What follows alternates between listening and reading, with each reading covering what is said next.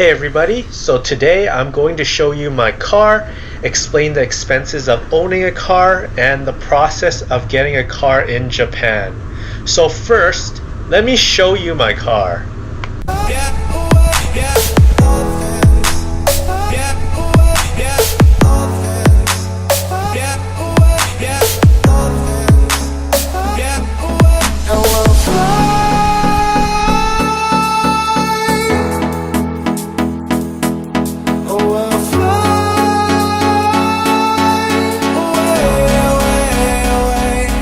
So that is my car. It's a 2002 Suzuki Lapin, which means rabbit in French. So it is a 4-speed automatic with a 657cc engine, and it has 54 horsepower. On the second day I arrived in Hida, I was brought to the car dealership by my supervisor, and I was overwhelmed at the time, so I decided to wait a little bit to think things through. Eventually, I decided to get the car. So how much I paid for the car was 285,630 yen. That is the equivalent of 3,300 Canadian dollars and 2,600 American dollars. Luckily, the dealer allowed me to pay in 3 installments. So for the very first month, I paid 100,000 yen. For the second month, I paid the same amount, 100,000 yen, and I paid the remaining amount on the third month, which was 85,630 yen. I finally paid off the car. It felt so good because I can finally start saving money. So one of the bonuses of buying a car off a dealer is that generally you can pay in installments, and that was really helpful to me anyways.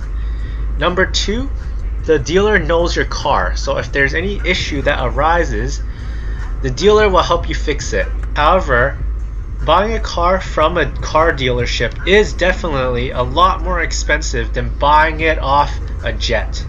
So if buying your car off another person is an option, I would recommend you do it that way. So there's actually 2 types of cars that you can get in Japan. K cars have yellow plates. These cars have a smaller engine, which is less than 660cc, so the insurance, tax, and gas consumption is less.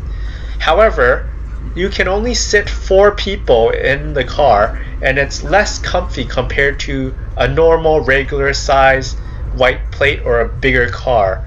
So one of the things that I found is that you'll feel a lot more bumps, so the shock absorption for this car is not as good as a regular white plate car. One thing I noticed about driving a K car is that it struggles going up hills, and it makes sense considering it only has 54 horsepower and a regular car has 110. So the second type of car that you can get in Japan is the white plate car. These cars have bigger engines, so generally they make at least 110 horsepower or more, but the main requirement for this white plate car is anything above 660cc. So this makes their insurance, tax, and gas cost a lot more. They are faster, they sit 5 people, and they are definitely more comfy.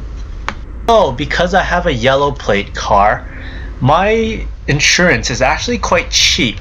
So I currently pay 8,140 yen per month, which is the equivalent of $72 USD or $91.60 Canadian.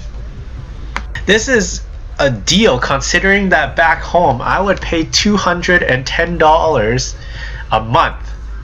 And wow, driving a K car can save you so much money. So I decided to go with a K car. Jokes, I actually wanted a Japanese sports car. I wanted a Subaru GC8 STI, Honda Beat, Suzuki Cappuccino, or a Mazda Miata. But unfortunately, there was none in this area. And the only car they had at this dealership was this car I'm driving right now. That's how I ended up with this Suzuki Lapin. To be honest, I'm glad I got this car. It's super reliable, it gets the job done, And yeah. So next I'll talk about what you need to drive in Japan. So first you have to have your driver's license from back home, and you have to get an international driver's permit. But the international driver's permit can only be used for 1 year. After the year, you have to apply for a Japanese driver's license. Also, when you're driving, you must have the international driver's permit and your driver's license from back home with you at all times. Finally, I'll talk about Shakin. So Shakin is the registration and roadworthiness test that every car has to go through to be legally able to drive on the roads in Japan. So this test must be taken every 2 years.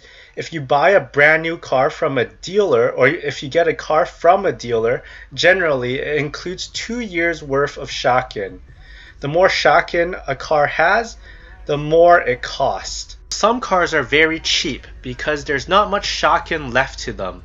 And that means that you have to bring these cars in and get them fixed up to a certain standard for it to pass this roadworthiness test. So a problem with buying a car with not much Shakin left to them is that you have to get the car fixed to a certain standard to pass this test.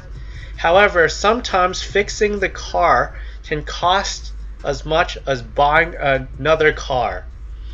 In the end, it really is up to you whether you want to buy a cheaper car with not much Shakin left or a car that has a lot of Shakin. And that's everything you need to know about driving in Japan and getting a car here.